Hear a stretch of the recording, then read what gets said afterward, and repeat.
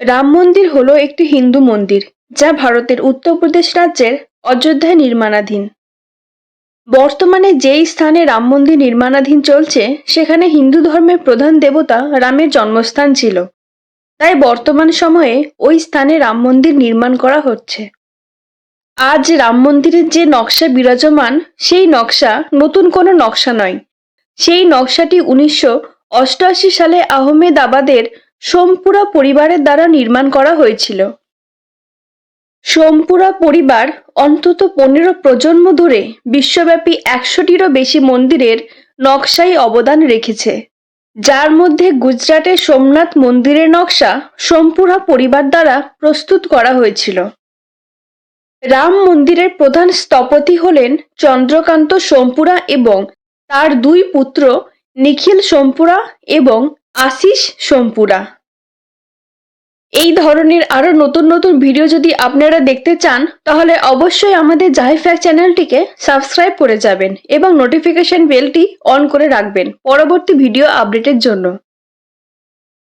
2020 সালের মার্চ মাসে রাম মন্দির নির্মাণের প্রথম পর্যায়ের কাজ শুরু করে।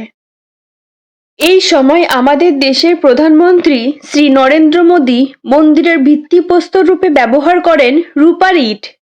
ভূমি পূজন উপলক্ষে ভারত জুড়ে বিভিন্ন ধর্মীয় স্থান থেকে মাটি এবং পবিত্র জল সংগ্রহ করা হয়েছিল, যেমন প্রয়াগরাজের গঙ্গা, যমুনা এবং সরস্বতী নদীর ত্রিবেণী সঙ্গম থেকে জল, গুরুদ্বার, জৈন মন্দির এবং চারধামের 4টি তীর্থস্থান থেকে মাটি আনা হয়েছিল। এইভাবে রাম মন্দিরের ভিত্তি স্থাপন করা হয়েছিল।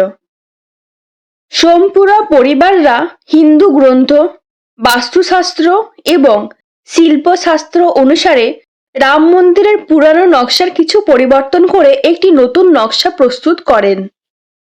নতুন নকশায় মন্দিরটি হবে 250 ফুট চওড়া, 380 ফুট লম্বা এবং 161 ফুট উঁচু।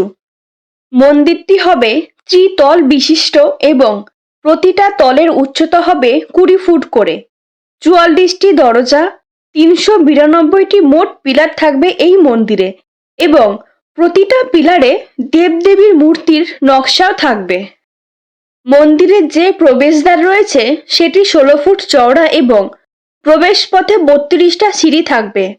মন্দিরের প্রবেশপথ থেকে শেষ পর্যন্ত মন্দিরে থাকবে 5টি মণ্ডপ এবং মণ্ডপগুলি হল কুডু, নৃত্য, রঙ্গ, কীর্তন ও প্রার্থনা।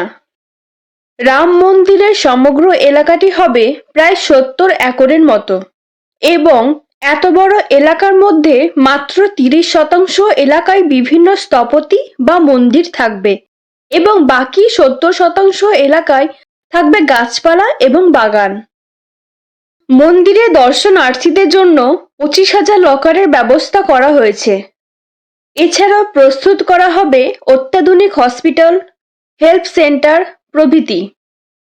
রাম মন্দির নিয়ে কিছু অজানা ফ্যাক্ট জেনে নিই তাহলে। রাম মন্দির নির্মাণে কোনরূপ সিমেন্ট এবং স্টিলের ব্যবহার করা হয়নি। মন্দিরটি নির্মাণ করা হয়েছে রাজস্থানের বানশি থেকে আনা 6 লক্ষ ঘনফুট বেলে পাথর দিয়ে। রাম মন্দির সম্পূর্ণরূপে প্রতিষ্ঠিত হওয়ার পর মন্দিরটি হবে সারা বিশ্বে তৃতীয় বৃহত্তম মন্দির। বর্তমান সময়ে রাম মন্দিরকে কেন্দ্র করে অযোধ্যায় চলছে বিভিন্ন বড় বড় প্রজেক্ট, যেমন নতুন করে স্থাপত্য করা হচ্ছে মহর্ষি বাল্মীকি আন্তর্জাতিক বিমানবন্দর। অমৃত ভারত স্টেশন প্রকল্পের সহায়তায় অযোধ্যা জংশন রেলওয়ে স্টেশনে চলছে আধুনিকরণের কাজ। এই ছিল আজকে আমাদের চ্যানেলে সংক্ষিপ্ত রূপে রাম মন্দির নিয়ে আলোচনা। ভিডিওটি যদি ভালো লেগে থাকে তাহলে অবশ্যই লাইক এবং শেয়ার করে যাবেন।